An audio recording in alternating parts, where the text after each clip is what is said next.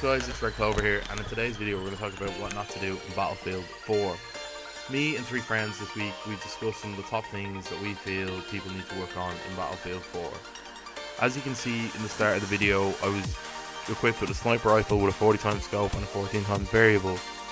Now you're thinking like no one uses this setup, especially on a map like Locker. Well, you'd be surprised how many people use the 40x scope on every map. As you can see, you can't track the target with a scope this big, especially on a map this small. So before you get into a game, think about the setup you have on and does it work for that map. I mean, a 40x scope, it'll work on certain maps, like maybe game.With sitting at the back with a bipod. I personally never use it, I just stick with an 8x to max. But everybody likes to be different. In this next clip, we're going to talk about C4 and tanks. The age-old thing of C4 in tanks. Now, nearly everybody who does this ends up killing themselves, and I want to show you that there's ways of doing it without killing yourselves. For instance, just be aware of the situation you're in. Like, look, here, chasing after a tank, boom. Like, there's no need to do that. There's no need to just, like, shoot your load the minute you see a tank. Or here, just detonating a foot away from the tank. It just doesn't work. Why not just pay attention to the situation that you're in, see if his tank is even aware that you're there, go up C4, get a bit of distance, and then boom, and you survive as well. I mean, it's not that hard to do. In the next clip, I'm going to be talking about medic. And for some reason, this game is out a year and a half, and people still don't know how to use the defibs properly.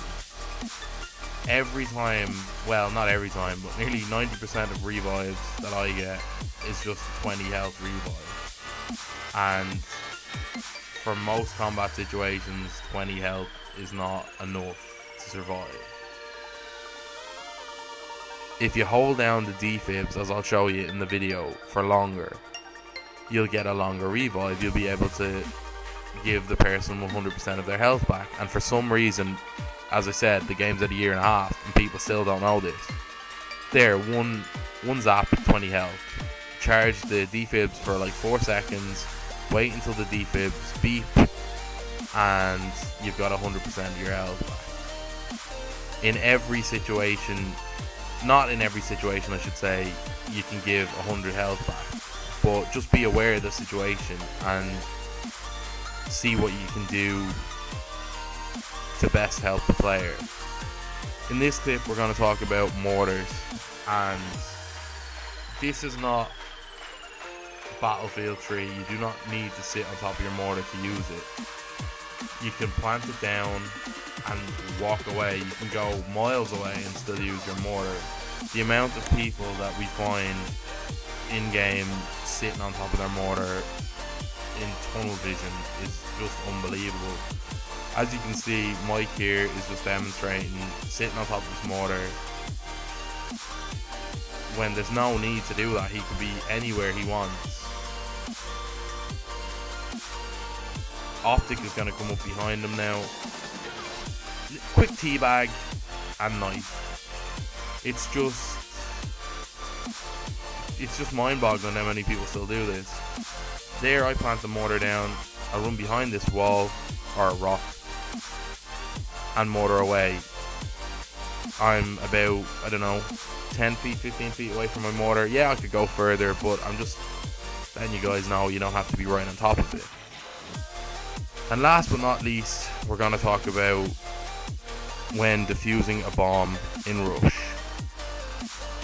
So I plant the bomb here, and my friends are going to show the typical way that everybody defuses a bomb. Now, when someone's defusing on your team, you don't all need to run up, and especially run up with your back to the enemy. You're just all going to get wiped. That's a triple kill right there for someone if they wanted. So when you're defusing a bomb, beware of the situation and try and cover the guy defusing. Now I know not in every situation this is possible, but just try and think when you're playing objective-based games. It'll help the team out loads. So thanks guys for watching, and I'll catch you in the next one.